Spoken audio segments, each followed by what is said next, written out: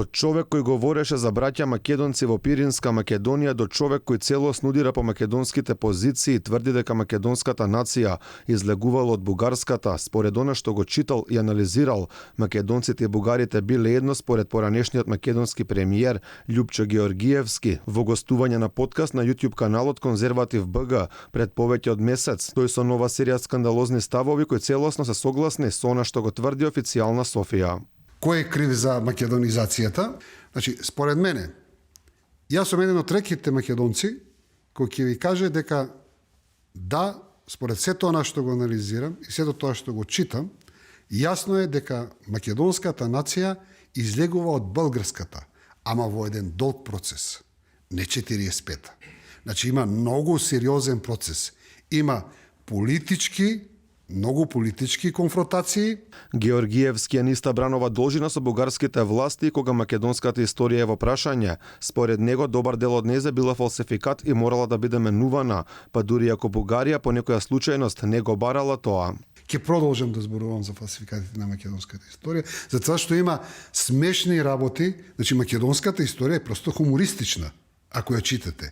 И јас како интелектуалец не сакам да дозволам некој тенденциозно да ми наметнува лажна историја.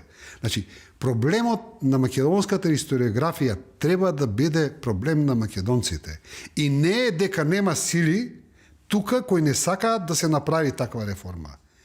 Во ова скандалозно интервју каде што го фали поранешниот премиер Зоран Заев дека односите со Бугарија ги довел до највисоко ниво, зборуваше за македонизмот, според него постојат грчки, комунистички и бугарски македонизам.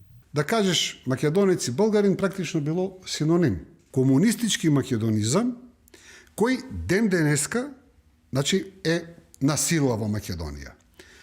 Тука вината се фрла на Тито, на Сталин, на србите, на не знам кој.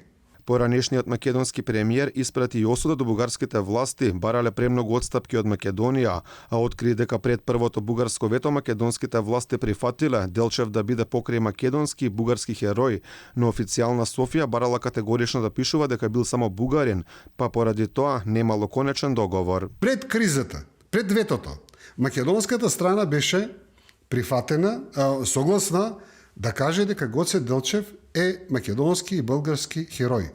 Българската страна имаше Историската комисија на българската страна, имаше еден лист кај што требаше Македонија да каже 12 пати дека Гоце Делчев е българин.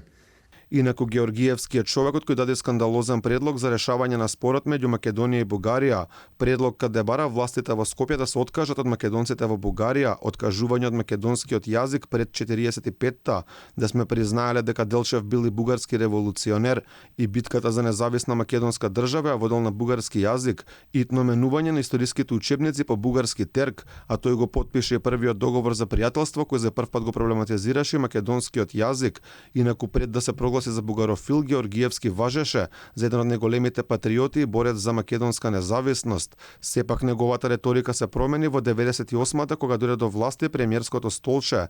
Тогаш од голем патриот почна да менува својата реторика, а како што и самиот кажа подоцна, бил бугарофил.